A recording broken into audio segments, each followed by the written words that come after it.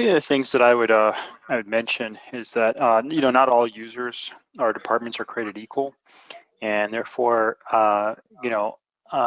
managing the thresholds or the defined user experience for each of those organizations or users can sometimes be a cumbersome task. But inside of ControlUp, when you see, if you can go back to the screen that Yep. shows all the things. So right here, right, I mean, you're seeing red, yellow, or red, amber, green in different areas.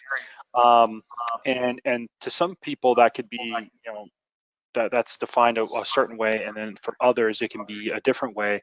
And so you have that kind of flexibility to actually manage that effectively for the different user types. And therefore those thresholds are easily adjusted.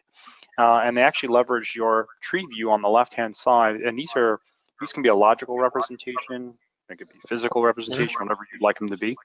And the nice thing about that is that for some users, 3 gigs of RAM is probably more than enough for a simple task type user, but more of a power user, they're pushing 6 or 8 or something like that, or CAD users are pushing 12.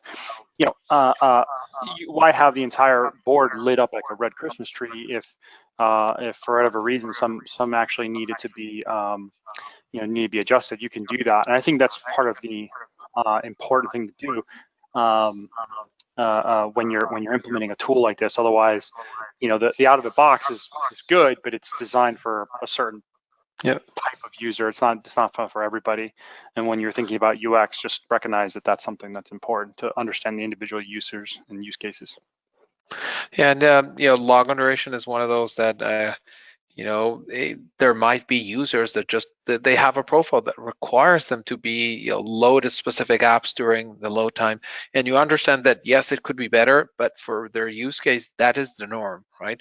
Whereas you might have other users that 7 seconds is the norm, and you could set those thresholds differently for the different groups, and you could do that in as many folders as you want.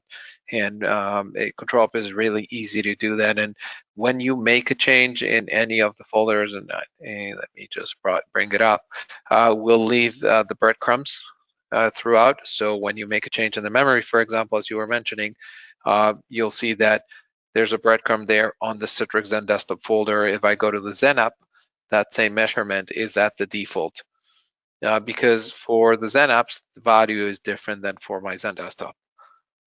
So you definitely have that flexibility, and we will use this information breadcrumbs throughout to let you know where you've made specific conscious decisions to treat things differently.